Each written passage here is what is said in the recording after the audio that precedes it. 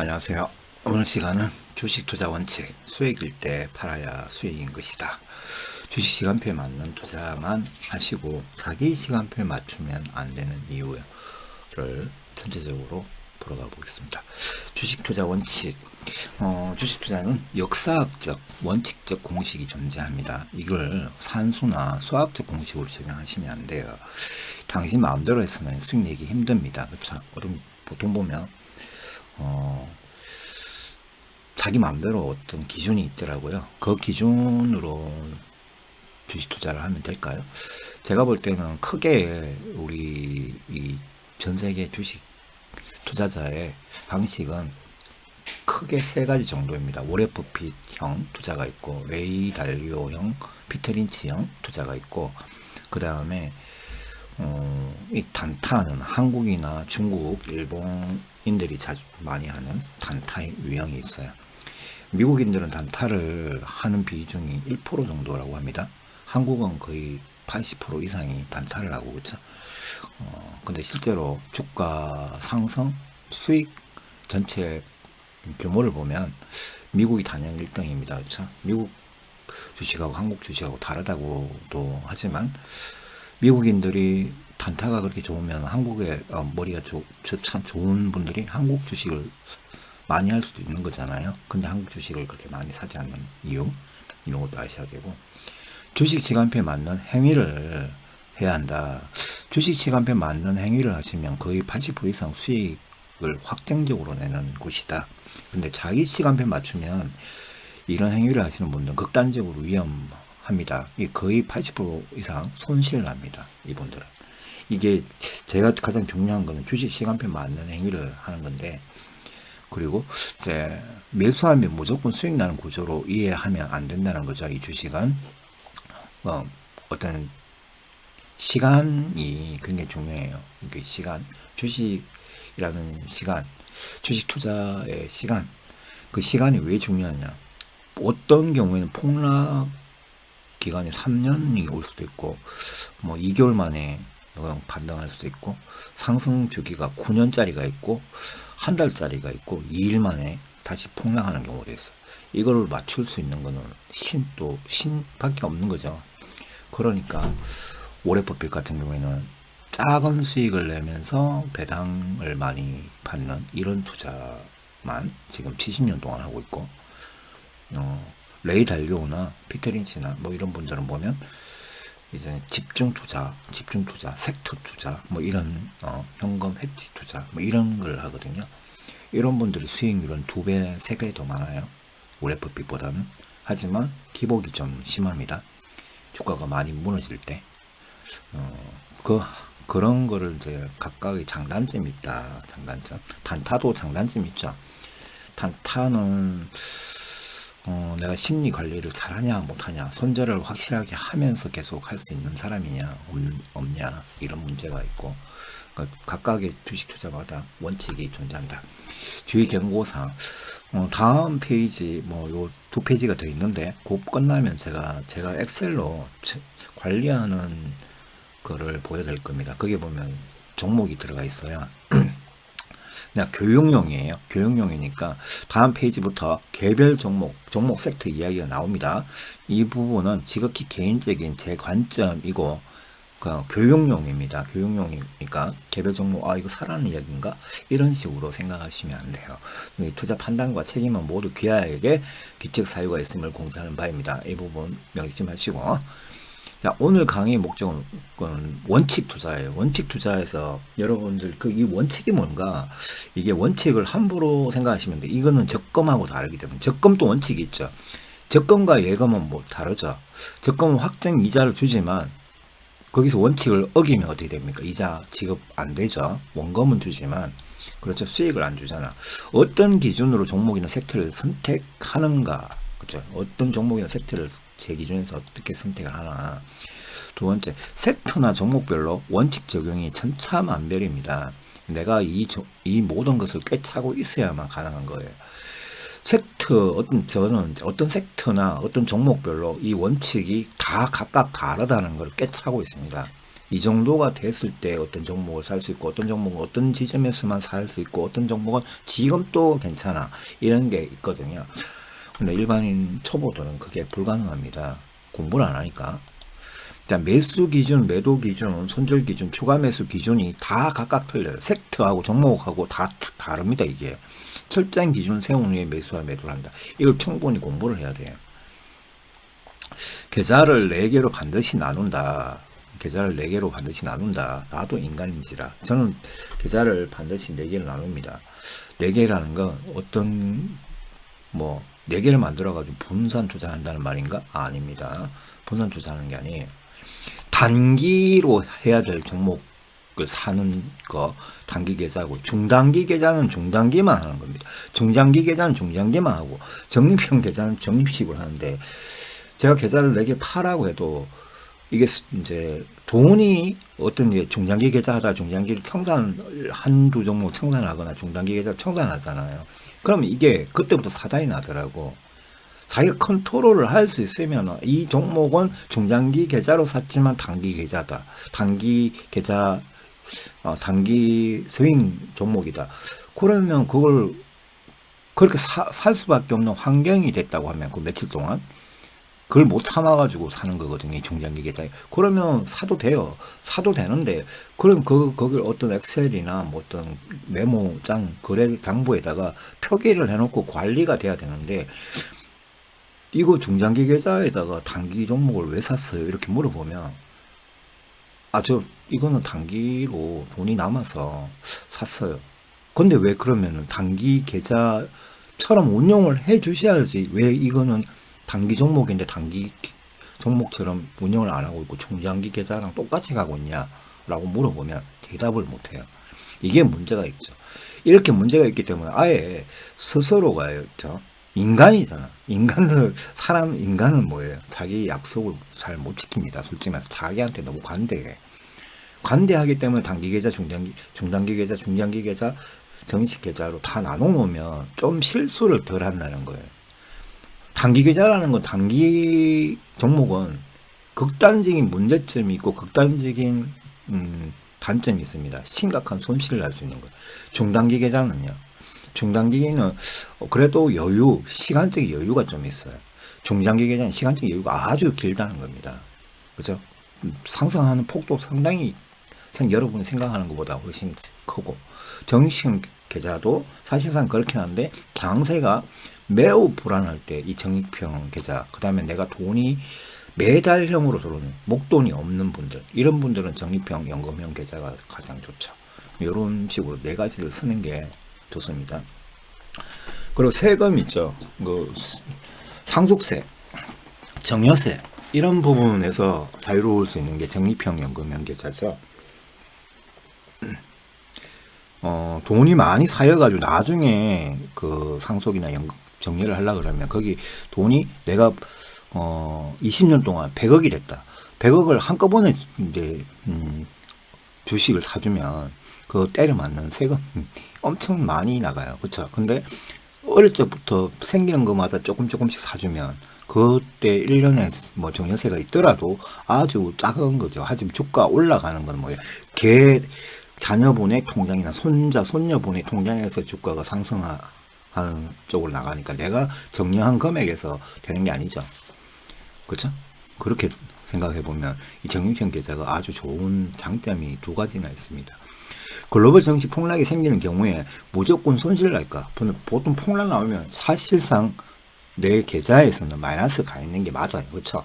마이너스 가 있는 게 확실합니다. 하지만 그게 손실이라고 생각을 하는 사람이 있고 손실이 아니라고 생각하는 사람이 있어요. 주식 투자를 단기적으로만 하는 사람들은, 아니면 초보적인 배우지 않고 그냥 막 하시는 분들 있죠. 사면 무조건 올라가면 무조건 수익이고 내려가면 무조건 손실이라고 생각하는 사람은 사실상 이게 주식 투자가 아니에요. 그거는. 그렇죠? 주식 투자가 아니고 홀짝 게임을 하는, 그냥 도박하러 온 거예요. 도박과 주식 투자를 분명하게 구분을 해야 됩니다. 도박하러 왔으면 도박에 맞는 원칙 투자, 투기법이 있습니다. 단기 단타 투자하는, 단타를 하는, 이게 도박이죠. 도박에 맞는 이제 그걸 해야 돼요. 내려가면 그래서 손절하면 돼요. 그렇죠? 올라갈 때 팔고 이것만 두 개만 지키면 돼. 딱 정확하게. 근데 기본적인 투자라고 하는 주식 투자라고 하는 건 뭐예요? 내가 내려갔을 때 파는 게 아니라 내려갔더라도 버틸 수 있고 상장 폐지가 안 나올 듯한 이런 종목들을 유지해 가지고 계속 어떤 미래 산업이나 어떤 정책이나 뭐 이런 게 다 맞춰 가지고 이렇게 가는, 거기에서 수익이 날 수 있는 기간을 계산을 해서 들어가야 되는 거예요. 근데 그 기간도 내 기준으로 계산하면 안 돼. 주식 시장의 흐름대로 가야 되는 겁니다. 손실 나는 이유는 흐름을 못 맞춰서 그래요. 내 기준이 너무 강하면 무조건 손실 나죠. 수학적 분석은 절대로 하지 않는다. 자, 글로벌 정치 폭락이 생기는 경우에 수학적 분석을 하시면 안 돼요. 이런 분들이 보통 손실 납니다. 수학적 분석을 하시는 분들은 뭐 차트가 뭐 그림 구름대를 이제 덜 올렸으니까 계속 올라갈 거다. 그 제가 3개월 전부터 뭐 10개월 전부터 이 구름대 방송하시는 분들 많던데, 그거는 그 2020년 경우죠. 그 2017년도 마찬가지입니다. 주가가 계속 우상승 중인데 구름대 방송을 하더라고요. 그 구름대 방송을 하면요, 구름대가 상승하면 계속 상승하는 거예요. 그리고 밑으로 끝에 내려갔다가 올라타니까 상승, 이게 여기서부터 올라가는 거다 이렇게 설명하지만 사실은 그게 아니죠. 글로벌 지수가 좋아서 그냥 계속 올라갔던 거예요. 근데 2018년도 10월달이나 지금 같은 경우에 구름대를 돌파를 할 것 같았다가 하다가 어떻게 됐죠? 3단으로 계속 폭락이 나왔어요. 구름대는 사실상 그냥 말장난하고 똑같습니다. 말장난이라고 생각하면 돼요. 구름대를 뚫어내고 난 뒤에 무너진 종목이 훨씬 많습니다. 10개 정도는 올라갔는데 그중에 90개는 다 더 많이 끌고 내려갔거든요. 그래서 일종의 뭐 그런 지표 같은 건 사실상 중요하지 않아요. 물론 수급 측면에서 그게 맞는 부분도 상당히 있지만, 근데 솔직히 저는 그런 방송 별로 안 하는 이유가, 거의 안 하는 이유, 한 200개 300번 정도 하면 그거 한두 번 이야기할까 하죠. 구름대가 이제 갖춰졌을 때는 수급이 많이 들어왔으니까 안정성이 좀 있다, 이런 거는 좀 이제 보조적 지표로 한 번씩 하지만, 구름대라더니 RS 지표라니 이런 거 갖고 자꾸 분석해주면서 하라는, 찐바닥이라는데, 강모모님 이런 큰 이제 유튜버들 있잖아요. 이분들은 보면 1년 전부터 찐바닥이라고 했어요. 찐바닥이라는 말을 벌써 5, 6번, 7번 하다가 지금 와서는 아직 더 남았다. 이제 와서 아직 더 떨어진다. 이런 말 해버리면 그동안 물린 사람들은, 그러면 자기들 때문에 물린 사람은, 저는 어떻게 했죠?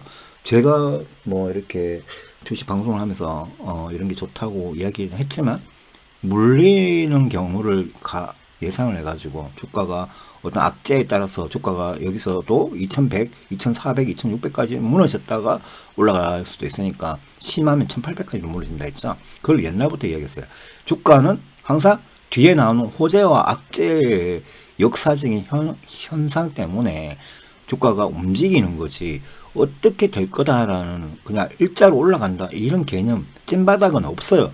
영원히 없습니다. 아시겠죠? 찐바닥은 없습니다. 찐바닥 이야기하는 분들 보면 제가 정말 약간 좀 당황스러운데, 정말 주식을 30년 하신 분들, 찐바닥 이야기하는 분들은 이건 정상이 아니라고 생각해요. 추가 매수 시점, 방법, 규모만 분석하고 실행한다. 자, 찐바닥 이야기 더하면, 이거 지금 많이 떨어졌으니까, 근데 핵전쟁이 일어나면 거의 찐바닥이 어디 있어요? 만 40, 50% 그냥 일자로 한 3일 만에 다 내려갈 텐데, 3일 만에 내려갑니다. 3일 만에 정도 내려갔다가 거래 정지가 될 거예요. 그렇죠? 러시아 정시 지금 거래 정지했죠. 만 70% 내려갔어요. 한 4일 만에. 70% 내려갔다가 거래 정지됐잖아. 하루 반등해가지고 70%입니다. 거의 90% 그냥 3, 4일 만에 내려갔어요. 반등을 26%한 상태에서 거래 정지가 됐으니까. 그리고 글로벌 정치 폭락이 생기면요, 수학적 분석은 하지 말아야 되고 역사적 관점만 해석하고 인내하며 추가 매수 시점, 방법, 규모만 분석하고 실행한다. 실행도 해야 되죠. 나는 겁이 나서 이제 안 할래. 이렇게 생각하면 이제 수익을 낼 수 있는 배포나 이런 게 없는 거예요. 이거 어떻게 보면 역사적 관점은 배짱도 필요하고 이제 합리적인 투자의 관점이 여기서부터 출발하는 겁니다. 관심 섹터, 이제 여기서 이제 기본적으로 여기서부터 이 뒤에부터 이제 제 종목 엑셀로 정리해놨는 종목을 하나씩 뭐 섹터별로 이렇게 나눠서 설명을 할 겁니다. 조금 중요한 게 관심 섹터, 관심 종목, 매수 매도 원칙, 위험 관리, 비중 관리, 수익 관리. 내가 선택하는 종목 기준은 뭔가? 매수 적정 자리일까? 심각하게 고민해야 되고, 애매할 때 분할 매수 횟수를 늘리고 줄이고 이렇게 왔다 갔다 해야 됩니다. 융통성 있게 3번이다가 5번이다. 어떤 경우는 20번 넘게 하거든. 그리고 예비비를 늘리는 어떤 악재에 따라서 예비비를 계속 추가적으로 늘려야 돼. 예비비는 어떻게 늘립니까? 다른 데서 통장에서 빼오나? 내가 돈이 없는데 수익 난 거 걷어내가지고, 그죠? 걷어내주는 왕창 팔아가지고 그걸 갖고 있어야 된다는 거죠. 현금. 적립식으로 살 구간과 적립식이 좋은 종목군, 그 다음에 섹터가 또 따로 있어요. 그다음 매도 기준. 매도 기준은 상장 폐지 사유 종목하면 저는 그 매도 기준 중에 단타로 들어간 거, 단기 스윙으로 들어간 건 뭐예요? 수익 관점, 무조건 수익일 때 판다. 그리고 내가 정말 이게 악재가 생겼다. 그러면 2%든 4%든 빨리 손절한다. 이거 갖고 있어봤자 1년, 2년 동안 고생시킬 거는 그냥 팔아야 되는 거예요. 그냥 그 짧은 시간에. 근데 이미 뭐예요? 마이너스, 비중도 엄청 크고, 마이너스 10% 이상, 20% 이상 내려간 상태에서는 그 종목이 상장 폐지고 사유가 없다고 하면 그냥 가지고 있는 게 맞죠. 그죠? 가지고 있는 게 맞습니다. 추가 매수 기준, 당분간은 방치해야 할 섹터가 있고, 그죠? 이유는 알고 있어야 됩니다. 추가 매수 기준과 당분간은 추가 매수 하면 안 되는 기준입니다. 당분간은 방치해야 할 섹터가 있고, 이유는 알고 있어야 되죠. 그리고 당분간은 방치해야 할 시기가 있습니다. 시기, 이유는 알고 있어야 됩니다. 그리고 hedge 다양한 방법들, 여기까지 이제 소개를 할 건데, 여기서 중요한 거, 여러분, 이게 중요한 부분, 추가 매수 기준, 물타기죠. 물타기 기준, 그 다음 손절 기준, 이런 거 있잖아요. 당분간은 방치, 추가 매수를 할까 말까. 저는 마이너스 폭에 따라서 가장 먼저 선호하는데, 마이너스 폭만 계산하는 게 아니고, 가장 먼저 중요한 건 이 종목, 개별 종목과, 그쵸? 왜 이래? 개별 종목별로 있잖아. 악재가 있어요. 그쵸? 악재 때문에 주가가 무너지는 거죠. 너 왜 이러니? 악재이죠. 모니터가 맛이 갔나? 자, 악재가 있고, 악재는 두 가지로 분류됩니다. 개별 종목 악재가 있어요. 개별 종목. 그 다음에 글로벌 악재가 있습니다. 글로벌 악재면 개별 종목에 내 종목에 악재는 없는데 주가가 내 종목이 폭락해요. 그러면 초보분들은 이 개 잡주 때문에 진짜 마음고생이다. 이거 개 잡주라고 그 종목을 욕을 하고 있는데 그게 아니에요. 대통령도 욕하고 뭐 이렇게 하는데 장관도 욕하고 하는데 그런 게 아닙니다. 사장 욕하고 회장 욕하는데 그게 아니죠.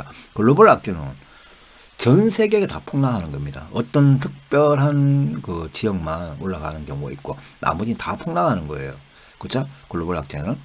그리고 이런 악재면은 그 이유에서 지금은 당장 이 글로벌 악재가 3개월짜리고 3년 내려가는 게 있죠. 보통 평균이 3개월에서 3년입니다.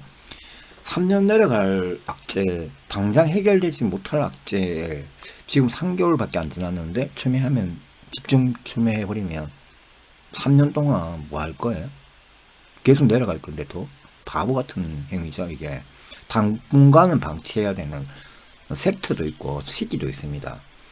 그리고 어떤 섹터는요, 지금 이 글로벌 악재까지 있는데 개별 악재까지 생겼어요. 예를 들어서 현대차 그룹 같은 자동차 섹터 있죠. 자동차 섹터는 전 세계 다 공통이죠. 공통인데 반도체 생산이 안 되잖아.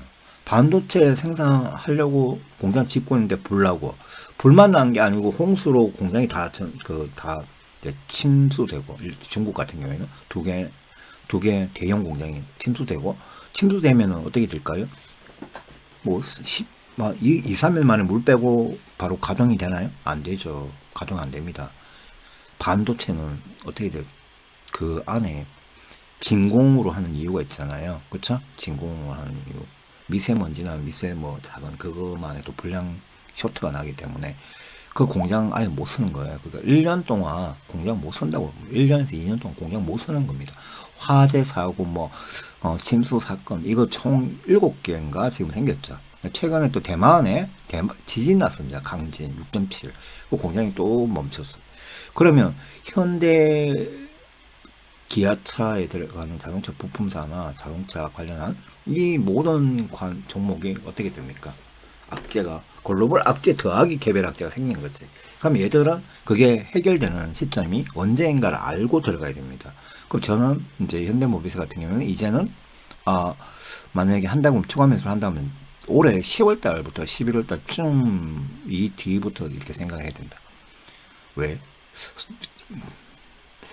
지금 이제 테스팅하는 기간인데 뭐 이미 완공된 라인들도 있어요. 하지만 테스팅 기간이 필요합니다. 저 분량 그 체킹하는 거. 3월달, 4월달에 정식 전 세계에서 다발적으로 공장들이 이제 개소를 하거든요. 개소를 하니까 요게 원래 주가는 선반영이 되니까 그 전에 이제 주매를 하면 되겠죠. 이쯤에 지금 당장 할 필요는 없어요, 그렇죠? 지금 당장.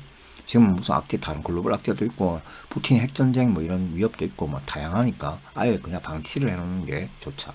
3, 4월쯤 되면 그 개소가 되니까 이전에 주가는 선반영됩니다. 내려가는 것도 선반영이고 올라가는 것도 선반영되기 때문에 이때쯤부터 고민을 하는 게 맞다. 요런 기준이 굉장히 중요하죠. 그리고 핵지도 함부로 하면 안 되고. 자, 제가 여기까지 말씀을 드렸고, 자, 그 다음에 엑셀로 이제 하나씩 살펴봅시다. 엑셀로 보면, 자, 이렇게 정리를 해놨어요. 섹터, 종목별 주가 흐름 추정, 뭐 예상 이렇게 했는데, 제가 여기 제가 별도로 그냥 다 지웠습니다. 다른 거 있는 걸 제가 복사를 떠가지고 했는데, 자, 이게 적으면은 사실상 뭐 이게 추천 뭐 이런 게 될 수 있기 때문에 이제 다 지웠습니다. 자, 전기차는 제가 주로 다루는 종목들이에요. 지금 주로 다루는 종목이고, 어떤 건 아예 하지 말라는 이유로 제가 여기 적어놓는 것도 있습니다. 이런 거 위험하니까. 근데 저 같으면 해도 되는 시기별로 해도 되는 게 있어요. 시기별로. 제가 싫어하는 게 있습니다. 제가 싫어하는 것부터 적을게요. 좀 표시를 해보면요. 싫어하고 위험한 것들.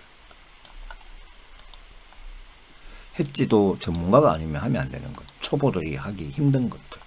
그쵸? 자, 요거부터 이렇게 정책주. 했지부터 하면, 했지는요, 가장 좋은 게 현금입니다. 현금이 좋은데, 현금도 했지고, 원유, 검, 인버스, 이런 것 전부 다 했지입니다. 했지인데, 주식하고 따로 가는, 반대로 가는 주가의 상승과 하락하고 이거 반대로 가는 겁니다. 근데 현금은 뭐 반대로 가는 게 아니라 여기서 가장 안전한 건 현금이에요. 그쵸? 현금 했지. 초보인 분들은 무조건 딴 거 하지 말고 현금 했지 마시는 게 맞아요. 나중에 주식을 좀 오래 하다 보면요. 지금은 원유를 사도 되는 시기인지, 금을 사도 되는 시기인지, 인버스를 금, 달러 뭐, 그죠?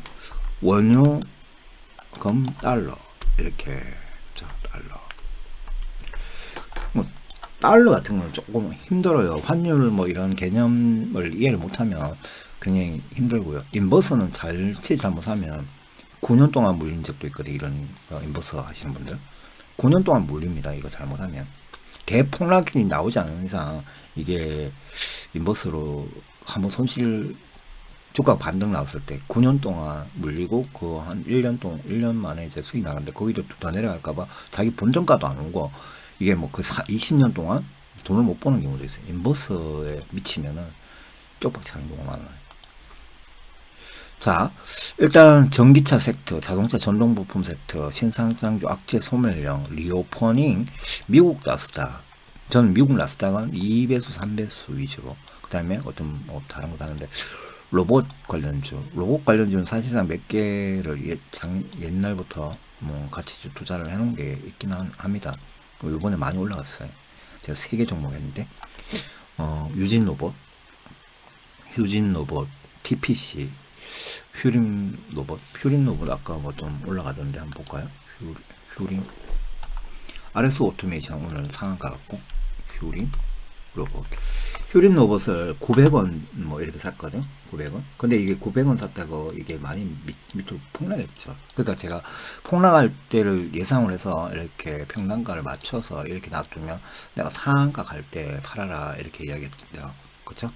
이런 거는 그러니까 유진 로봇은 많이 갔고, 유진 로봇은 많이 갔어요. 유진 로봇 같은 경우도 여기서부터 시작해서 폭락할 때 계속 폭락하면 손절하지 말고, 손절 사유가 안 생겼으면 이렇게 사모으면은 어때요? 평단가 여기잖아요. 그럼 이렇게 많이 가는 거죠. 그럼 이거는 뭐 3, 400% 올라가는 거지. 그렇죠? RS 오토메이션도 마찬가지고. 왜 이런 종목을 제가 왜 2, 3년 전에 이런 이야기를 했을까요? 그냥 소액으로 500만 원치를 조금씩 사모아가지고 500만 원 만들어 놓으면 주가 폭락하면 100만 원씩 200만 원씩 더 사고, 폭락이 또 20%씩 더 내려가면 또 100만 200만 더 사고, 이런 식으로만 사면 되는데, RS 오토메이션은 제가 그랬죠. 여기 보면 1, 2, 3, 4, 5 요 자리만 나올 때마다 여기 선을 딱 끊었다가 여기서 뭐 매수해라, 그리고 올라갈 때 내가 선을 꺼가 여기서 매도를 했다가 다시 내려가면 사고, 이렇게 반복만 하고 있으라. 근데 이거는 계속 해라 했죠. 계속 해도 된다. 이게 실제 계약 물량이 많기 때문에. 자, 1차 오늘 완전한 1차 구간이 나왔어요. 상한가 17,000원 1차. 그 다음에 2차가, 그쵸? 뭐 2차는 여기 21,000원도 있습니다. 21,000원. 목표 제 기준에서 21,000원. 그 다음에 24,000원, 25,000원, 27,000원. 여기. 자, 이게 2차, 3차, 이게 4차입니다. 4차. 뭐, 제 기준은 이제, 요렇게 해가지고 목표 주가가 결정해놓고 가거든요. 결정해놓고. 그 다음에 이거를 봐봐요. 어떤 종목은 이렇게 올라갔다 내려올 거라고 예상을 했기 때문에 1, 2, 3, 4, 5를 다 표시해놨지. 이놈은 이렇게 갈 거다라는 걸 알고 있었어요.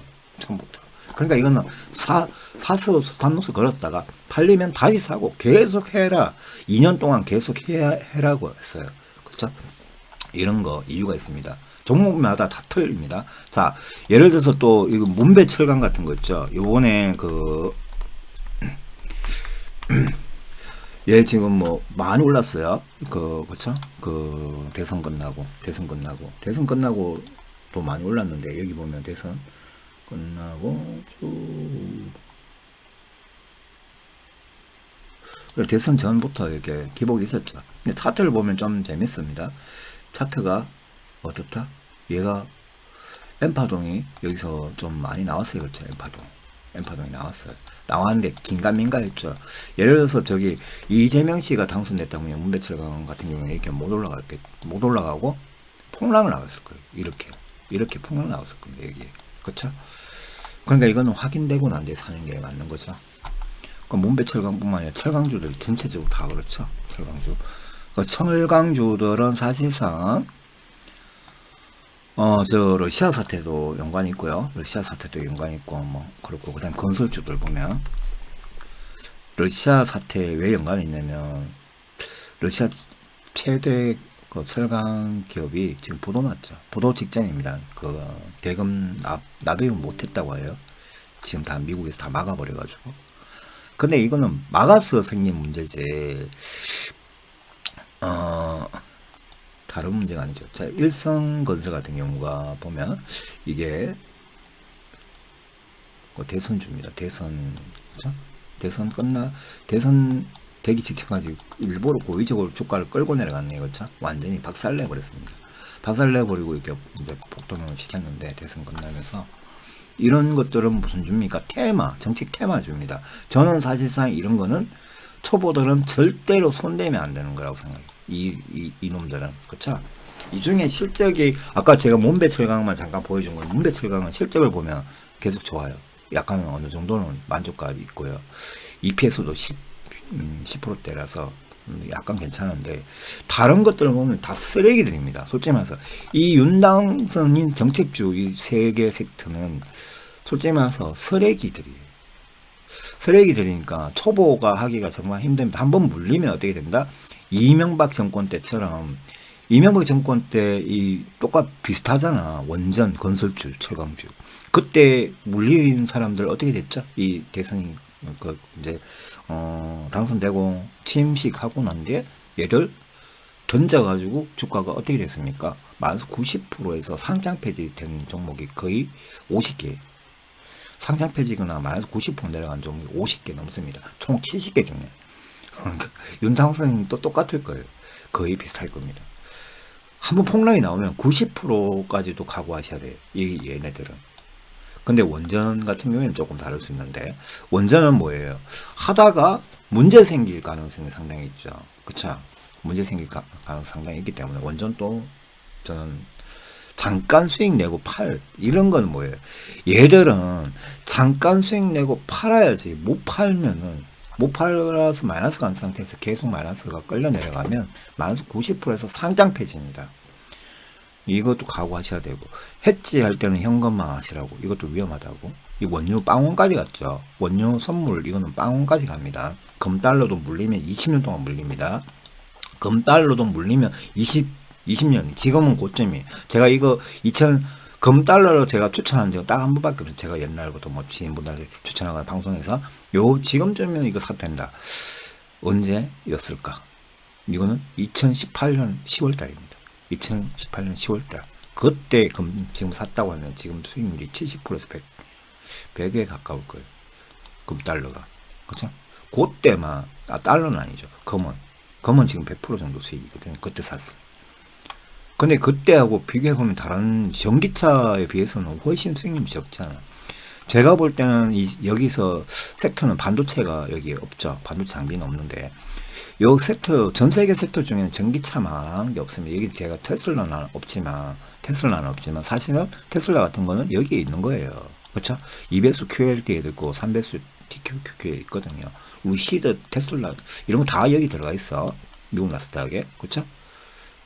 다 들어가 있고, 타이거 2차 전지 테마에 뭐 여기 에코프로나 에코프로 BM이나 첨보나 이런 거 여기 다 들어가 있습니다. 그리고 여기 타이거 차이나 전기차 솔라 액티브에는 BYD나 뭐 이런 중국 전기차 다 들어가 있고, 삼성 SDI 뭐 포스케미칼 이거 다 장단점이 다 있고 특장점이 다 있습니다. 저는 SKC보다 일티머트를 좋아하는 이유, 일티머트에 단점이 또 있고, 그 다음에 이것도 다 있는데, 경창산업의 코롱 플라스틱, 예를 들어서 여기 보시면 제가 어떻게 나요? 급동우 급락형 고위험, 중단기 우상성형 중저위험. 자, 중고위험이라고 해요. 중고위험. 이건 초고위험입니다. 초고위험 종목들 얘들. 그렇죠? 얘들.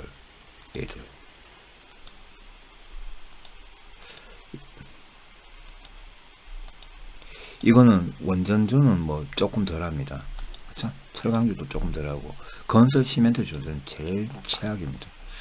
이거 원유 정말 좀 위험하고 그렇죠? 일손으로 위험하고, 금달러는 조금 덜 위험하고. 근데 금달러는 사실상 해지는 되는데 수익 내기가 조금 고달파요. 이거는 정말 위험하고,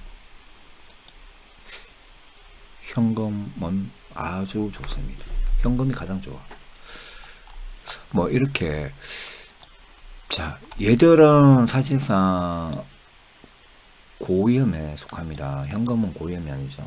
이거는 여기 가장 좋아요. 그렇죠? 이거는 아주 굿. 저는 현금 이게 해치가 좋다. 이렇게 보고, 자, 경창산업이나 코롱 플라스틱은 가치주입니다. 이거는 미래 성장주, 우량주고, 얘들은 가치주. 카카오뱅크, 카카오페이는 핀테크죠. 핀테크의 플랫폼입니다. 그죠? 핀테크 플랫폼. 그럼 이번 대통령 선거에서 수혜주에도 들어가죠. 안철수 관련해서. 안철수의 정책이잖아요. 그게 지금 합체가 됐잖아. 뭐 얼마나 갈지 모르겠지만. LG 에너지솔루션, 셀트리온 3사. 이걸 왜 같은 섹터에 넣어놨을까요? 여러분 아시나요? 이게 조금 이거를 구분할 줄 알아야 됩니다. 악재 소멸형이다, 신상장주다. 요거 두 개가 같은, 신상장주가 악재 소멸형이 되려고 하면 차트가 붕괴됐을 때입니다. 카카오뱅크, 카카오페이가 최근 LG 에너지솔루션을 3개, 이 총 다 4개가 주가가 고점 대비해서 60% 이상 무너졌죠. 그쵸? 60% 이상 무너졌다. 그러니까 그게 왜 악재 소멸형입니다. 60% 이상 무너진 자리고, 이거 셀트리온 3사는 특히 이제 검찰 조사, 그게 일단은 뭐 그거로 풀려났잖아요. 고의성이 없다. 고의성이 없다. 그냥 고의성이 없으니까 계산 방법에 따라서 좀 설명이 좀 다르게 되겠으니까 이 부분에서 경고 시정 조치만 하고 아무 다른 제약은 없다. 근데 주가는 박살났죠. 그러면 얘는 악재 소명이니까 이게 조금씩 이제 매수를 하면 된다. 분할 매수는 한 7분할 중에 한 지금 저는 2분할 들어갔거든요. 전체사님 다른 글로벌 정시 악재가 있기 때문에 예비비 별도로 두고 30% 두고 7등분에 사실은 10등분 하는 거죠. 10등분을 2분할밖에 안 했어요 아직까지. 자, 리오퍼닝 뭐 이거는 타이거 미디어는 강력하게 제가 요번에 미국이 있죠. 미국 영국이 그거 하던 날부터 사기 시작했어요. 그 다음에 하나투어는 사실상 겁이 나서. 근데 인바디는 제가 사실상 언제 살까 하다가 인바디는 정말 조금 후회됩니다. 인바디를 보면 벌써 40%가 반등이 나왔던데 그날 제가 샀어야 되는데 여기서 살까 말까 여기서 살까 이러고 있었어요. 그래서 지금 이렇게 많이 올라가는 거죠. 이게 리오퍼닝 주에 실적으로 실제 탄탄하면 굉장히 좋은 종목입니다. 이 내용도 알고 있어야 돼요. 인바디가 뭐 하는 회사인가. 여러분 헬스장 많이 가시잖아요. 헬스장에 인바디 기계가 상당히 많거든요. 근데 인바디가 요 코로나 2020년쯤에 인바디랑 전 세계 헬스 클럽 프랜차이즈 기업 전 세계 1위입니다. 1위 수만 개를 갖고 있는 이 업체가 인바디랑 계약을 했어요. 뭘 계약했나? 그 인바디 기계 아시죠? 뭐 모르시는 분 거의 없을 겁니다. 거의 특히 여성분들이나 뭐 이런 분들 다 아실 거예요. 헬스 좀 하시는 분들 다 아실 거예요. 체형 관리하는 뭐 이런 그냥 저울 같은 데 올라가면 그거 다 나오잖아요. 이런 거 하는 건데 뭐 전 세계에 다 까는 거예요. 그러니까 프랜차이즈니까 헬스장에 다 까는 겁니다. 다 깔면서 그걸 깔아놓으면 손님이 오면 요게 AS뿐만 아니라 이게 사람의 종이를 사용을 하잖아요. 사용하면 그게 종이 인쇄지가 있거든요. 인쇄지가 다 이제 또 인쇄지나 프린트 뭐 이런 그런 소모품이 또 들어갑니다. 이게 현금 장사가 되죠. 이런 것 때문에 제가 이거 딱 기다리고 있었는데 이렇게 올라가 버렸네요. 조금 놓쳤습니다. 놓쳐가지고 호텔신라 하나투어. 자, 요거는 제가 순서대로 해놨어요. 하나투어가 더 나을 것 같아요. 호텔신라보다. 호텔신라도 한국이 지금 조금 그러니까 지금 호텔신라는 사기 시작해도 괜찮을 것 같고 면세점이 있죠. 면세점 때문에 면세점 지금 벌써 동남아시아하고 몇 군데 다 풀렸죠. 여행 해제가 됐죠. 됐기 때문에 하나투어 같은 경우에 지금 하와이 여행만 해도 하와이 여행 것만 해도 지금 막 1분 만에 90억 이렇게 팔렸는데 1분 만에 계산 하자마자 서버가 다운될 만큼 1분 만에 90억어치 팔렸더라고요. 하나투어 상품이. 타이거 미디어 컨텐츠 얘는 이 안에 뭐 리오포닝 관련한 연예 기획 뭐 이런 영화 뭐 모든 게 다 들어가 있어요. 다 들어가 있으니까 리오포닝은 이거 하나만 잡아도 상당히 좋다. 그렇죠? 리오포닝은 이거 하나만 잡아도 그 타이거 2차 전지 이거 상당히 괜찮고 삼성 SDI는 갑자기 개별 종목 호재가 전고체 배터리가 한다 뭐 이런 거 그렇죠? 이건 저는 미래가 창창하다고 생각해요. 얘를 따라가는 얘들 3명 다 전고고 얘는 뭐예요? 테슬라한테 납품을 다 하잖아요. 얘들 2개는 그렇죠? 얘는 그리고 얘들은 글로벌 호재가 어떤 업종보다 가장 좋죠. 얘들은 그렇죠? 글로벌 호재가 실적 지표가 가장 좋습니다. 실적 전가율 같은 거. 그러니까 타이거 차이나 전기차는 문제가 좀 있죠. 미국이 지금 압박하는 거 그렇죠? 미국 압박, 미국 제재로 약간 미래가 불투명할 수도 있다. 그렇죠? 개별 종목 악재는 이 차이나 전기차 안에 CATL 대규모 불량 자, CATL이 전세계 1등이었어요. 1등인 회사가 불량 나면 이 나머지 애들은 좋을까 나쁠까 잘 생각해요. 좋죠. 그렇죠? 해지가 되는 거죠. 좋죠. 그 차이나 전기차는 이게 미국이 지금 러시아 때려잡는 거 보니까 중국을 때려잡기 위해서 하는 것 같아요. 그런 문제도 있고.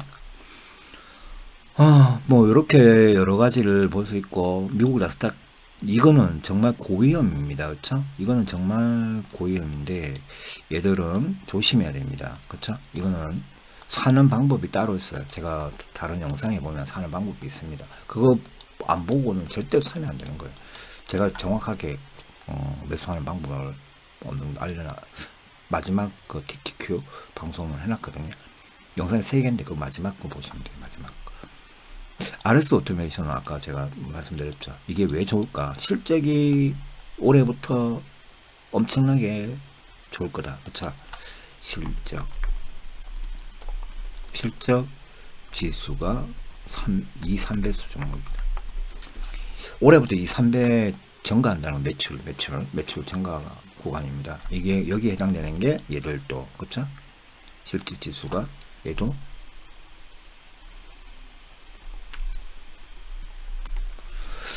그렇죠. 주가를 말하는 거 아닙니다. 실적 그 수조가 이렇게 많이 증가하는 애들도 그렇죠. 요건 코입하고 우리네서 뭐다? 이 당선인 정책주의이기도 해요. 양자 관련해서 차세 통신 그렇죠. 우리네 얘들 두 개는. 그 다음에 수소산업은 일진하이솔루스 제이캔디 K 히터 뭐 이렇게 다 쭉 있습니다. 쭉 있는데 얘들은 그 공통점이고 이것도 윤 당선인 간접 수혜주의, 간접 수혜주인데 하다가 이제 뭔가가 하나씩 나올 거예요. 하나씩 나올 겁니다. 요것도 수혜주고 사실은 여기 수혜주가 아닌 거는 거의 없는 것 같아요. 리오포닝도 수혜주입니다. 이 당선인 그쵸? 윤당선인 수혜주, 간접 수혜주들 다 여기 배치돼 있고 얘들은 정말 초보들은 절대로 하면 안 되는 거. 얘들도 초보들이 하기 힘들고 금달러 산다고 무조건 좋을 거다 생각하시면 안 돼. 금달러 물리면은 9년 뭐 10년씩 물리는 경우가 허다하기 때문에 조심하셔야 돼요. 조심할 필요까지는 아니죠. 돈을 못 번다는 거지. 이 금이 날아가는 건 아니잖아. 그렇죠? 금이 날아가는 건 아니지. 금 차트가요 보면 금은 사실상 어떻게 돼서 이게 무서우냐면 금이랑 달러는 차트가 어떠냐면 한번 올라가죠.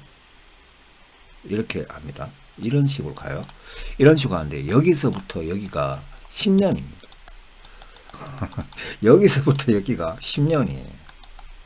그럼 여러분 여기쯤 이런 유형에서 샀다고 하면 여러분 뭐예요? 10년 동안 내려갔다가 10년 동안 올라가는데 20년 걸립니다. 여러분 여기 본전가 오는데 최근에 한국은행이 100조어치인가를 금을 사가지고 20년 동안 물려 있었잖아요. 알고 계시죠? 공부하신 분은 아실 겁니다. 서브프라임 모기 주는데 사가지고 지금 최근에 해보겠어요. 10년 동안 물려 있었네. 그렇게 따지면. 금은 조심하세요. 그 그래프를 보고 사셔야 됩니다. 지금 사도 되는 그래프. 밑으로 많이 내려가는 고선가. 이런 거. 그리고 이 종목별로 사는 구간이 있어요. LG 에너지 솔루션이나 이런 거 있죠. 제가 상장하는 날 사지 말라 했죠. 주가가 박살 난다. 무조건 박살 난다. 99% 박살 난다 했죠. 한 40% 이상 내려갈 때부터 20번이나 막 50번 나눠서 사면 된다고 했잖아요. 그죠? 20번에 50번 나눠서 사야 된다고 했잖아. 카카오뱅크 볼까요? 카카오뱅크 어때요? 처음에 사가지고 안 팔리면 이거 계속 올라갈 줄 알고 가만히 두다가 박살 납니다. 그렇죠? 박살이 그냥 나는 게 아니야. 여기 고점 대비해가지고 75% 내려왔어요. 그쵸? 75%. 다시 반등하죠. 나 추매만 해주면 지금 벌써 29% 반등했네요. 그쵸? 추가 매수 해주고 내가 여기서 좀부터 사면 된다고 했잖아. 여기서 사야지. 그리고 이렇게 사면 이렇게 해서 또 이렇게 올라가는 게 아니라 했죠. 여기 좀 요 라인에서 맞춰가지고 사고, 그쵸? 그 밑으로 계속 분할 매수를 해줘라. 이 위로 사는 게 아니고, 위로 사면 안 되고. 그리고 매도는 여기 올라갔을 때 내가 스탑 누수를 어떻게 걸어서 산다? 이렇게 해가지고, 이렇게 걸어서 이게 끌려 내려가면 여기서 다 팔리는 겁니다. 다 팔리고 여기서 실현하고 또 여기서 삽니다. 사기 시작했는데 또 내려가면 여기서 더 사고 더 사고 더 사고 더 사고 하는데, 이거는 분명하게 어떻게 산다? 요날 요 라인부터 어떻게 삽니까? 삼각 피라미드로 사라고 했죠. 이렇게 밑으로 떨어지면 많이 사. 그러면 내 평단가는 여기 중간이 아니고 어디입니까? 여기가 됩니다.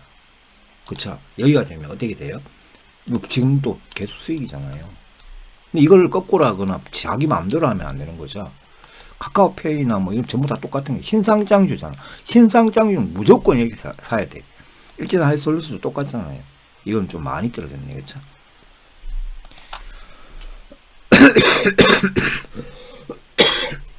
그 다음에 LG 에너지 솔루션. 일제나 하이솔루스는 그 사건 때문에 그래. 이게 제니시스 납품한다고 떴다가 어떻게 됐죠? 제니시스 안 한다고 해버렸잖아. 수소차 지금 당장 못하겠다. 3년이나 5년 뒤 못하겠다니까 갑자기 이렇게 많이 무너지고 여기서 올라가다가, 그쵸? LG 에너지 솔루션. LG 에너지 솔루션도 상당히 진짜로 대장주인데 많이 무너졌죠. 그쵸? 근데 LG 에너지 솔루션은 제가 요거는 이때 제가 사지 말아 했습니다. 그쵸? 사지 말라고. 그리고 이때는 마이너스 70% 정도, 나 마이너스 50% 훨씬 넘어갈 때부터 사라고 했죠. 왜? 이때 하고 장이, 이건 평범한 장하고 지금 평범한 장이 아니죠. 다른 악재가 있잖아요. 그리고 LG 에너지 솔루션은 러시아에 니켈을 받아서 생산합니다. 그럼 니켈 수출 안 한다니까 폭락한 거잖아요. 이게 그런 거 계산해서 들어가야 되는 거죠. 근데 LG 에너지 솔루션은 주가가 심각하게 무너지면 무너질수록 좋습니다. 좋은, 그때 사야 되는 거죠. 왜? LG 에너지 솔루션 전 세계 1위잖아. 지금 CATL 무너졌습니다. 불량 때문에 박살 나고 있어요. 그쵸? LG 에너지 솔루션 1등입니다. 전 세계. 1등 주식이 많이 깨지면 깨질수록 많이 사야지. 깨지면 많이 사. 그 다음에 이게 다시 이렇게 계속 올라갈 것 같아. 오늘 사면 될까요? 또 무너질 가능성이 있죠. 핵전쟁 같은 거 해봐. 박살 날 겁니다. 그럼 요 밑에서 또 사는데 삼각피라미드로 또 사면 되죠. 그럼 이런 건 장기 투자 되지. 밑에서 산 거는 장기 투자 되겠죠. 그것까지 안 떨어지네. 그리고 신상장주들은 어떻게 산다? 정말 대장주들만 사야 된다. 제가 아까 4개 적은 거 있잖아요. 그런 건 대장주잖아요. 대장주가 대장주가 아닌 게 있단 말입니다. 여러분. 얘들은 대장주잖아. 이 셀티노는 3사는 사실상 3사는 별로 안 좋아하는데, 한 개만 사는 게 이 중에 한 개. 그쵸? 이런 식으로. 3사를 다 사는 게 아니고 한 개를 사야 되는 거예요. 주가가 박살 날 때. 이렇게 쭉 있는데, 이 장단점이 다 있습니다. 그리고 내가 언제 단기 수익 관점으로 사야 될 놈들이 있어요. 이런 거. 그쵸? 이런 놈들은. 그쵸? 무조건 단기 수익 관점으로만 사야 되는 거. 그쵸? 이거 잘못 물리면 박살난다 했잖아. 이거는 얘는 폭락했을 때만 사야 됩니다. 전 세계 정시가 폭락했을 때. 폭락했을 때 이거부터 제일 먼저 사는 게 좋아요. 전 세계 정시가 폭락했을 때 무조건 나스닥 200수, 300수부터 사는 게 좋은데 올인하면 안 되죠. 사는 방법은 아까 신상장주 얘들하고 비슷하게 사야 됩니다. 삼각 피라미드 방식. 밑으로 떨어지는 걸 더 많이 떨어질 때마다 더 사는 거. 근데 돈을 충분히 내가 배정을 2천만 원 했다고 하면, 내가 한 3억 있는 사람이 2천만 원 정도 했다고 하면 그거를 뭐 100만 원씩 사되 밑으로 떨어지는 데 맞춰서 산다. 뭐 이렇게. 처음엔 첫 번째는 500만 원 정도 사고요. 그런 식으로 계속 밑으로 내려가면 더 많이 산다. 그런 피라미드 방식만 사야 됩니다. 얘는 주가는 우상승인데 M파동 계속 만들니까 계속 따라간다. 자, RS 오토메이션하고 제가 몇 가지 이야기 드리면, 저는 이런 종목을 상당히 좋아하는데요. 얘하고 경창산업, 포럼플라스틱 이런 거는 예전에 이제 PNE 솔루션 했잖아요. PNE 솔루션. 그쵸? PNE 솔루션 아시죠? 여기에 하나 넣으면 PNE 솔루션. PNE 솔루션 지금 그게 10,000원대에서 해가지고 지금 30,000원대까지 올라왔잖아요. 코리아 스키트도 어때요? 13,000원 사기 시작했더니 지금 34,000원인가 됐잖아요. 그것처럼 경장산업 뭐 이런 것도 지금 얘들은 전동 부품 시대가 오면 이게 뭐 갑이죠. 얘들이 전동 부품은 사실상 규모가 어떨까요? 어마어마하잖아요. 어마어마합니다. 로봇 부품들보다 얘들이 훨씬 큽니다. 그리고 수익 매출 구조가 이게 개당 남기는 돈도 경창산업 같은 경우는 상당히 클 것 같아요. 그런 거를 한번 공부 좀 해보시고.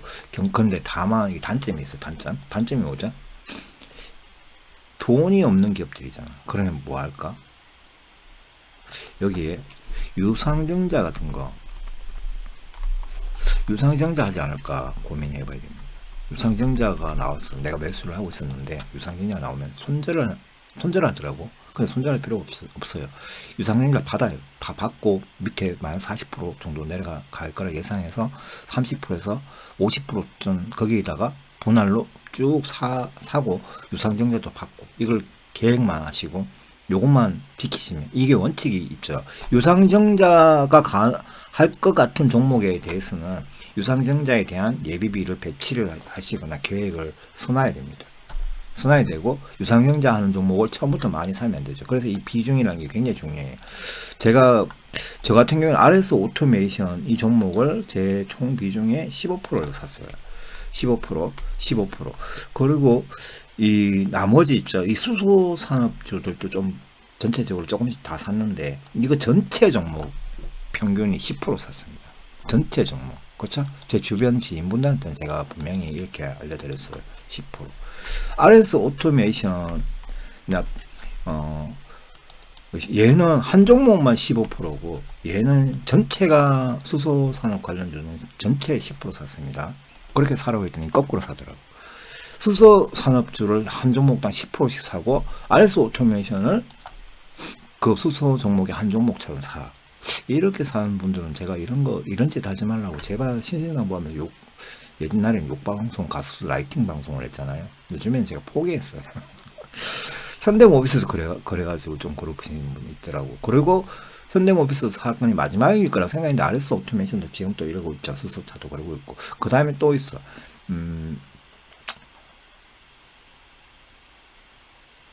또 있는데 기억이 안 나네.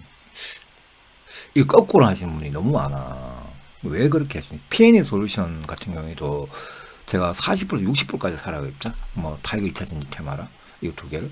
근데 엉뚱하게 이거 두 개는 5%만 사고 희한하게 이상한 다른 종목들을 막 40% 60% 샀더라고. 제가 그걸 보고 이분들은 대체 어떤 기준이 이래 그러지.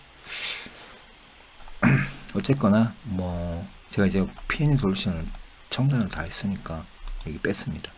뺐고, 요런 건들은 조금씩 하되, 요런 것도 조금 위험하죠. 이것도 가치주기 때문에 약간 위험합니다. 그쵸? 이것도 약간 중위험에 속합니다. 얘들도 약간 중위험에 속하고.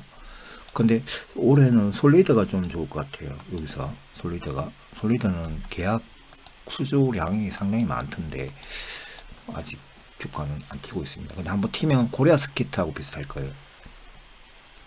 코리아 스키트가 보면, 코리아 스키트 차트를 잠깐 볼게요. 코리아 스키트가 여기에서 그죠? 상당히 고생시켰습니다. 고생시키다가 이게 지금 34,000원 둘러 올렸어요. 그죠? 13,000원짜리가 13,000원 해봤자 우리 뭐 크게 물리는 것도 없어요. 13,000원부터 밑으로 내려가면 주가 매수를 했잖아요. 보다 매수. 뭐 어쨌거나 이렇게 많이 올라갔는데 거의 300% 올라갔습니다. 300% 올라갔는데 200% 정도 올라갔는데 200% 복리로 따지면 200%, 여기 찍혀 있는 게 사실상 수익률이 아니에요. 그렇죠? 우리 복리로 계산돼서 올라가는 계좌에서 찍힌 거는 이거보다 많아요.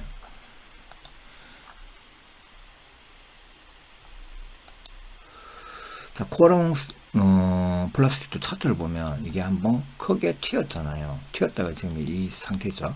그럼 이것도 상당히 좋을 수 있습니다. 실적도 ROE도 10%대네요. 자, 시청이 좀 무겁네.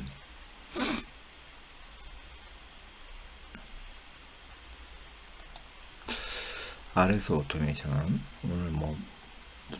오늘 금요일인가? 금요일인데 오늘 좋으네요. 그렇죠? 제가 이 차트에 보면 선을 꺼놨잖아요. 여기 때려 맞으면 그냥 사라고. 그리고 최소, 그리고 이런 꼬리가 나오는 거는 뭐다? 정말 좋은 거다 있죠. 이 꼬리 나오는 거는요, 여러분 이거 올라가는 거 신경 쓰지 말아 있잖아요. 팔렸으면 다시 사라고. 근데 왜 이 꼬리가 좋은 건가? 호재가 터진 흔적이거든. 호재가 엄청 좋은 흔적입니다. 이게 꼬리가 길면 길수록 이런 요 두 개는 엄청나게 좋은 겁니다. 이건 일종의 속임수고요. 그렇죠? 저런 꼬리가 있다라는 거는 얘가 무지막지하게 좋은 호재가 있다는 거예요. 저런 꼬리는. 이해가 됩니까? 이런 것도 일종의 그런 거고. 올라가서 나온 거 말고 바닥에서 이런 거 나온 거. 지금 여기 보면 이게 올라갔다 내려왔다가 이게 터졌잖아요. 이게 뚫어낼 듯 말 듯 하면서. 그리고 요런 거, 요거 두 개가, 이거 나온 건 버리면 안 됩니다. 버리면 안 돼. 이렇게 나온 것들은 정말 좋은 거예요. 이게 기사를 봐야 되겠죠. 기사 중에 가짜 기사고 이런 게 있는 게 아니고, 정말, 이거 뭐, 확실한 실적 호재네. 이런 거 있죠. 실적 호재가 가장 중요합니다. 저는 로봇들 중에 그냥 가치주로 100만원 사는 게 있고, 이거는 이 종목은 있죠. 제가 어떻게 했죠? 3천만원, 4천만원 돈 있으면 15%, 내가 뭐 매덕이 있으면 15%니까 뭐 4천만원, 5천만원까지 살 수 있잖아요. 15%.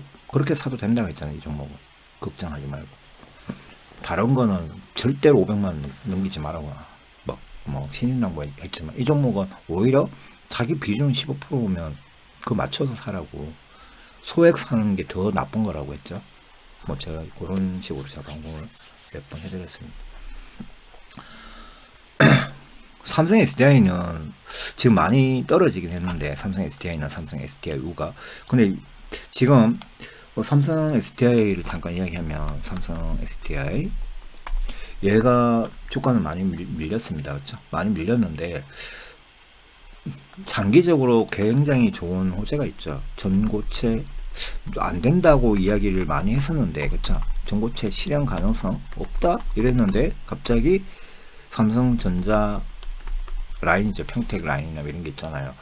이게 지금 삼성전자가 이게 테스팅 하는 게 있거든요. 전고체 배터리 뭐 이런 거, 반도체 테스팅 하는 거, 패키징 테스팅 하는 공장 라인 평택에 있죠. 거기서 하는 건지 뭐 정확하게 모르겠지만, 연구소에서는요, 자, 연구소에서는 상용화 가능 실험하는 겁니다. 그쵸? 그리고 이게 이제 상용화 라인이 따로 있어요. 상용화 테스트하는 라인이 따로 있습니다. 여기서 지금 가동 시작했습니다. 가동 시작. 상용화 테스트 라인. 이 가동을 시작했다고 하면 앞으로 1년 몇 개월에서 2년 정도 지나면 상용화 제품이 나온다는 얘기예요. 그럼 이거는 중단기적으로 상당히 좋은 거죠.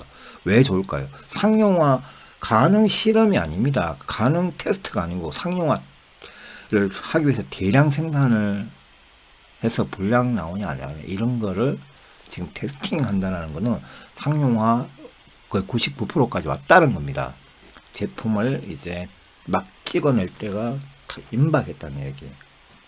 전고체가 나오면 어떻죠? 효율성이나 전기차 확장성이나 안정성이나 이런 게 엄청나게 좋기 때문에, 전기차뿐만 아니에요. 그렇죠? 우리 휴대폰 지금 발열 같은 게 엄청 문제잖아요. 그쵸? 충전 이 효율성도 엄청 떨어지고 그런 걸 다 잡아줄 수 있고 경량화된 어떤 배터리 이거 2차 전지 배터리는 자동차 배터리나 휴대폰 배터리만 있는 게 아닙니다. 뭐 지금 이제 이런 소재로 나온 거는 전고체는 사실상 종이 두께 그 우리 옷감 두께 뭐 이런 식으로도 만들 수 있기 때문에 굉장히 중요한 거예요. 그쵸? 그런 관점을 한번 생각해 보세요. 그런 게 상용화되면 일대 이제 뭐 소재나 이게 어떤 공간적인 제약 같은 게 다 해소되는 부분이 상당히 많아요. 뭐 그 북극이나 남극에 갔을 때 그런 이제 연구 활동을 하시는 분이나 등반하시는 분들 여기서 발열이 되는 겁니다. 발열되는 충전만 해가면 안 얼어 죽어. 따뜻해. 그런 거하고도 똑같고 뭐 많은 장단점이 있어요. 장단점.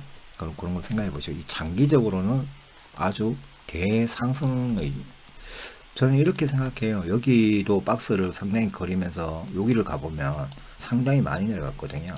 그렇죠? 많이 내려갔지만 결국에는 이걸 뚫어냈죠. 왜? 정보점 다 뚫어냈잖아요. 여기를 한번 가볼게요. 이게 폭락이잖아요. 맞죠? 폭락 수준입니다. 여기도 폭락 수준이고, 그쵸? 폭락 수준. 이걸 보면 지금도 폭락하고 비슷한 거, 여기하고 거의 뭐 똑같죠? 여기하고 똑같잖아요. 상승하다가 엠파동을 일으키고, 상승하다가 엠파동을 일으키고, 하다가 뚫어내고, 다음 단계로 가고, 그리고 나중에 얘도 액면 분할을 하겠죠. 액면 분할하면 10만원짜리나, 이제 카카오처럼 이렇게 바뀔 겁니다. 거래는 수급이 훨씬 좋아지고. 자, 여기까지. 오늘 방송은 여기까지. 어떤 제 오늘 방송의 기준은 뭐예요? 여러분, 관심 섹터, 관심 종목, 매수, 매도 원칙. 내가 선택하는 종목의 기준. 매수 적정 자리일까 고민을 해봐야 되고, 여기 아까 엑셀에서 요거 설명 안 했는데 차트 시각화하는 거 이것도 굉장히 중요하죠. 이것만 좀 되면 내가 심각하게 물릴 일은 없을 것 같아요. 이 종목이 지금 폭등이 나온 자리인지 폭등 나오면 내가 물릴 가능성이 훨씬 높잖아. M파동이 만들어진 자리인지 이런 걸 알 수가 있죠. 자, M파동이 만들어졌다는 거는 제가 삼성 STA 아무리 좋고 이거 100만원, 300만원까지 갈 수 있다고 해도 여기서 사면 제가 뭐라고 합니까? 여기서 사면 뭐라고 했어? 또라이라고, 정신병자들이라고 욕을 했잖아요. 가스트라이팅이 있죠. 이거 지금 무너졌을 때는 오히려 도망을 가고 손절하려고 그런다? 여기서 사던 사람들이 말려도 샀던 사람들이 지금은 안 살려고 해요. 그러면 이건 뭐예요? 반대로 청개구리죠. 그죠? 청개구리. 그러니까 부자가 안 되는 거야. 주식으로 돈 못 버는 거야. 반대로 해야 돼. 여러분의 심리 여기서 살려고 100만원 간다 이런 여기서 사야죠. 삼성전자 똑같아. 삼성전자도 보면 삼성전자 제가 막 반대 여기서 여기 또라이 같은 여기서 사는 사람이 지금 정신병자다. 여기서 추천하는 사람도 정신병자고 사기꾼인들이라고 내가 욕을 했죠. 여기서 사는 사람도 마찬가지입니다. 제가 이 주가의 차트가 중요한 건 뭐예요? 차트 시각화. 올라가면 폭락 나오고 폭락 나오면 올라가면 폭락 나오고 폭락 나오면 올라가잖아. 이거 지금 폭락 나오죠. 그러면 뭐예요? 제가 이 색깔을 왜 이렇게 해놨겠어요? 색깔을 이거 왜 해놨을까? 여기 닿았을 때부터는 사실상 시간이 다 해결해준다. 무조건 거의 수익 날 확률이 아주 높다. 이거죠. 근데 이 색깔 위로는 뭐예요? 내가 손실 날 확률이 더 높아요. 그렇죠? 여기는 시간만 버티면 거의 수익 구간이 엄청나게 많은데 여기서 거리가 이평선 이격도가 많이 벌어지는 지점, 이격도가 조금 벌어지는 지점 아닙니다. 이런 거 말고 많이 벌어지는 지점은 정말 크게 손실을 나는 지점이에요. 그렇죠? 그래서 제가 이런 날은 정말 조심해야 된다 했죠. 여기서 사실은 다 청산을 하던가 청산을 해야 되는데 여기서 사고 여기서 산 사람들은 단타만 가능하다 했잖아요. 이런 데서는 단타만 해야 된다고. 여기는 장기 투자가 됩니다. 장기 투자. 그쵸? 장기 투자. 여기는 장기 투자 차트고 여기는 단타만 가능하고 수익 실현 구간, 여기는 수익 매수 구간입니다. 이런 걸 구분하셔야 돼요. 삼성전자든 삼성 SDI든 모든 종목이 다 공통점이에요. 카카오뱅크 뭐 이건 신상장기는 없죠. 자, RS 오토메이션도 마찬가지고 코리아스키도 그런 관점이죠. 그런 관점. 그죠? 코리아스키도 그런 관점이잖아요. 그죠? 그런 관점. RS 오토메이션도 마찬가지고 그런 관점.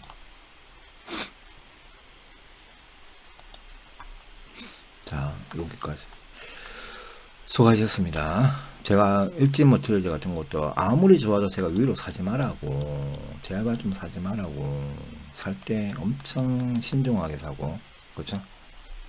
어느 정도 현금 필요할 때는 또 스타면서 걸고. 저 일진 머티리얼 저 다 팔았어요.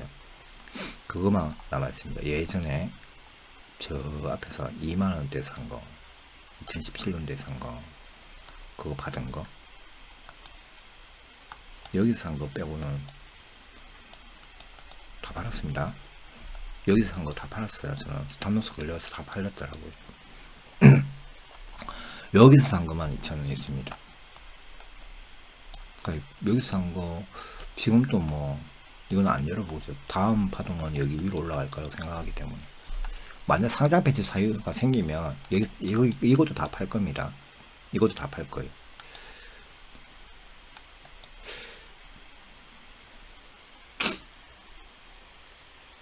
타이거 2차 전지 같은 거는 제가 다른 거는 다 스탑을 걸고, 타이거 2차 전지 같은 거는 가죽 예능이 낫다 했잖아요.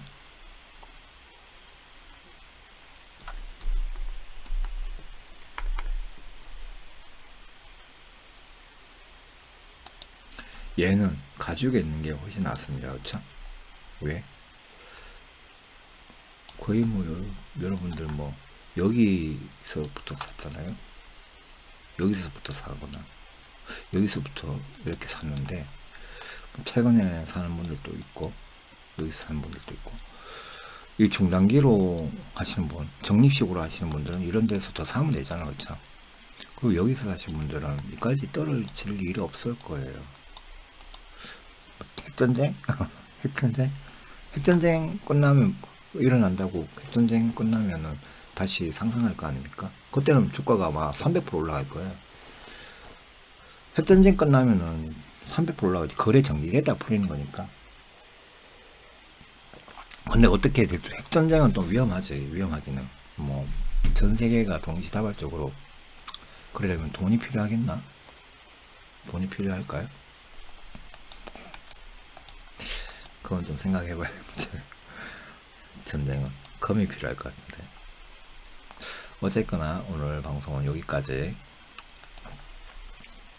원칙 같은 건 좀 이제 한 번 더 이걸 돌려보기로 할게요.